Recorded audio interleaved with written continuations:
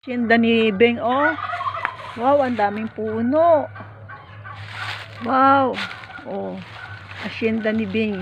Ayan yung bahay niya, hindi pa tapos. Ito, ang daming ano dito. Ay, kuha mo nga ako ito. Ayan, si James. Oh, ayan. Dami-dami mga puno. Bayabas dito. Kuha tayo ng bayabas.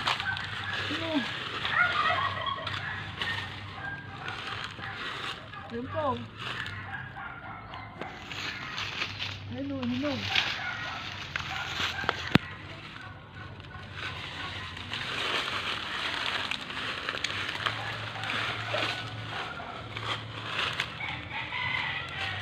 Oh. Nakakuha ko ng bunga ng bayabas. Tapos meron pa dito mga atis, oh. See? Ay, sayang yung ano. Ayan.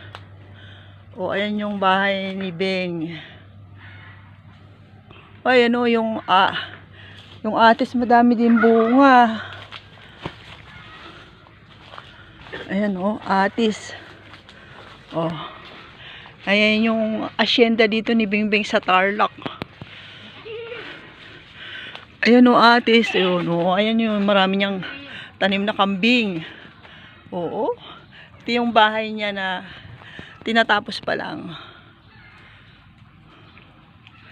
Oh, ganda dito. Ang daming puno, oh. Presko.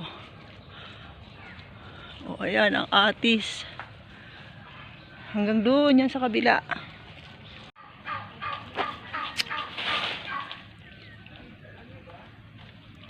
Ayan, oh. Ayan yung mga alaga ni James na kambing, oh.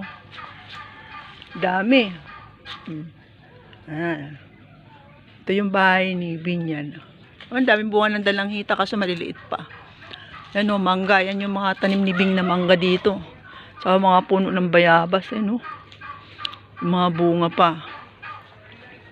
Ayan, hanggang dito yan sa harap. Ayan, o. O, ang ingay ng pabo ng kapitbahay. Ano, lapad niyan hanggang doon sa dulo. Ayan, o. Hacienda ni Beng. Maraming puno ng mangga, oh. Yan, manggahan yan. Ito yung mga manggahan ni Beng. Pag namunga yan, ayos yan.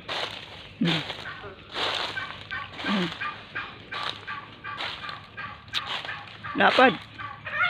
Ayan yung bahay niya. Hindi pa tapos gagawin, pero gagawin niya yan. Yan.